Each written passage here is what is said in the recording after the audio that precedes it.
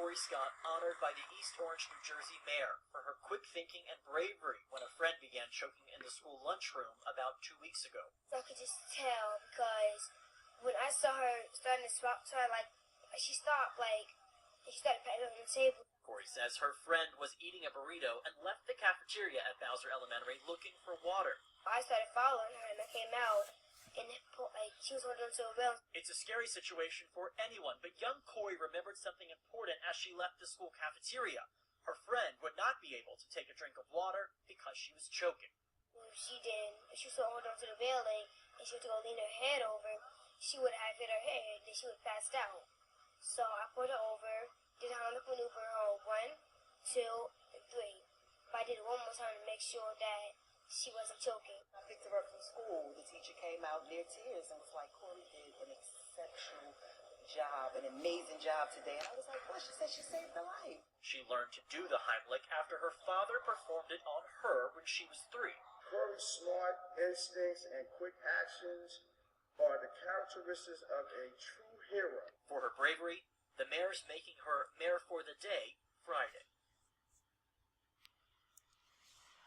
I found out about this story on the Radical Home Sisters channel, and along with going on this gravy train of black heroes who do not wear capes and may not be comic book heroes and have special powers, I have to add this little girl by the name of Kori Scott into that lineup. This is probably the most feel-good stories that I've done in a single week, and I, for one, am actually very glad that this happened. To my people in New Jersey, were you aware of this happening? Because I know a lot of times local stories are kind of fly-by-night stories and you'll never hear of them again. We know they're not going to get international praise. But that's fine, because we don't need mainstream media to taint such a great story such as this one. Like, this is the act of a 9-year-old who sprung into action when she knew her friend was not feeling good or, looking, disoriented. And she didn't, say or go and try to get someone else to help, because if she had left her friend by herself, her friend could have choked to death.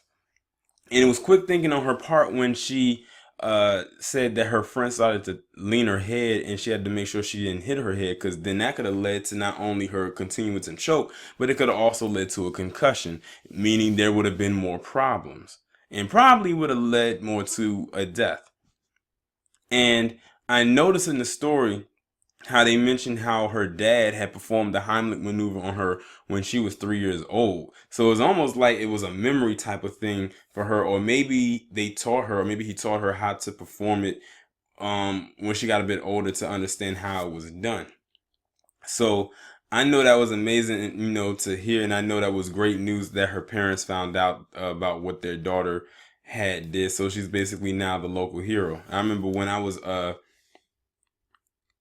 used to work for the day camps, a part of my training, which was first aid CPR and learning the Heimlich maneuver on a baby as well as a child to an adult, was one of the things we had to do in order to become certified.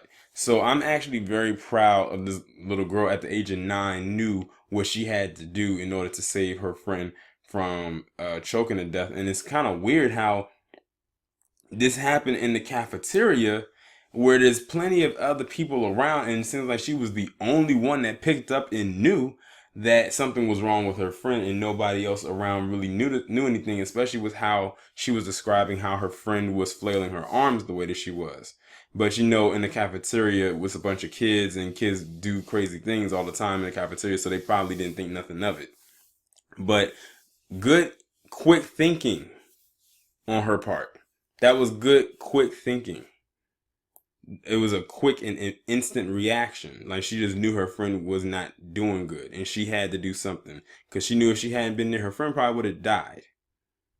So this, like I said, another feel-good story. I like bringing stories like this to you as much as I possibly can. This is probably the most time I've ever done this, like, on a repetitive basis. Usually sometimes they're more spread out, but this week it seems like they're happening more and more often, and I'm glad that they are.